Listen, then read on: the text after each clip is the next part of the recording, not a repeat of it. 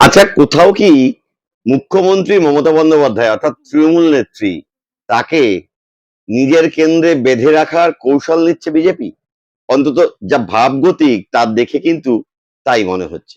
কি হচ্ছে ভবানীপুরে? কার্যত যা হচ্ছে সেটা কিন্তু মমতাকে তার নিজের কেন্দ্রে বেঁধে রাখার কৌশল, স্নায়ুর লড়াই। যে কারণে আগ বাড়িয়ে নন্দীগ্রামের পাশাপাশি ভবানীপুরেও লড়তে চেয়েছিলেন শুভেন্দু অধিকারী। বিজেপি প্রার্থী তালিকা ঘোষণা করেছে। অন্তত দুটি কেন্দ্রে লড়ছেন শুভেন্দু। শুভেন্দু বারবার বলেন নন্দীগ্রাম নাকি তার নিজের জায়গা, সেখানে তিনি অপ্রতিরোধ্য। আর করেও দেখিয়েছেন, গত নির্বাচনে সেখানেই হারতে হয়েছে তৃণমূল নেত্রী মমতা বন্দ্যোপাধ্যায়কে। শেষমেশ ওই ভবানীপুরে উপনির্বাচনে জিতে এসে মুখ্যমন্ত্রী হয়েছিলেন তিনি। কিন্তু এবার কি হবে? এবার তৃণমূলের প্রার্থী তালিকা ইতিমধ্যেই ঘোষণা হয়ে গেছে। অর্থাৎ সরাসরি ভর কেন্দ্র এখন সেই ভবানীপুর, যেখানে লড়বেন মমতা বনাম শুভেন্দু। স্বাভাবিকভাবেই রাজ্য রাজনীতিতে তুমুল আলোড়ন।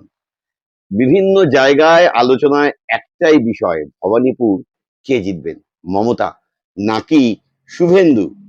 ৪৭,০০০ নাম কিন্তু কাটা গিয়েছে ওই ভবানীপুর কেন্দ্রে। এসআইআর যে হয়েছে তাতে ৪৭,০০০ নামের মধ্যে ভুয়ো ভোটার, মৃত ভোটার বিভিন্ন নাম কাটা গিয়েছে, যা বেশ কিছুটা চাপে রাখছে তৃণমূলকে।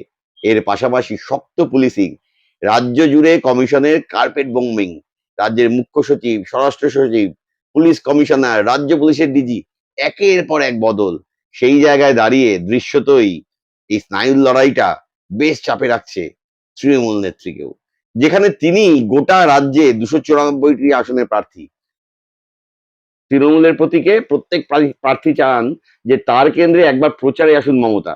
কিন্তু সত্যিই কি নিজের কেন্দ্রের বাইরে বেরিয়ে অন্য জায়গায় প্রচারে যেতে পারবেন মমতা? নিজের কেন্দ্রেও তো সামাল দিতে হবে তাকে, জিততে হবে, দেখাতে হবে এ রাজ্যে তৃণমূল এখনো শক্তিশালী। আর তা না করতে পারলে আবারও তো নাক কাটা যেতে পারে। সেই জায়গায় দাঁড়িয়েই কিন্তু এই লড়াইটা, এই স্নায়ুর যুদ্ধটা।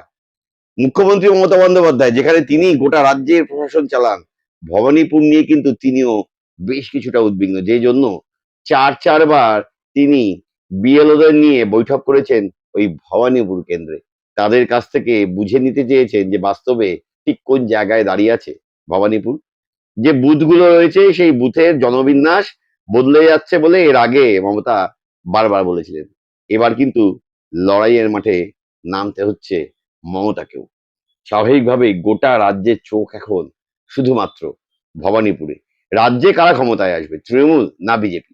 সেটা তো উত্তর দেবে ওই নির্বাচনী ফলাফল।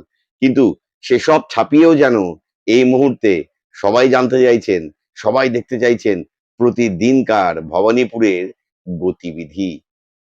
ভালো লাগলে প্লিজ সাবস্ক্রাইব করে নিন। এই ধরনের নানা খবর, নানা আপডেট, নানা ব্যাখ্যা, নানা ক্রিটিসিজম নিয়ে আসবো আপনাদের কাছে।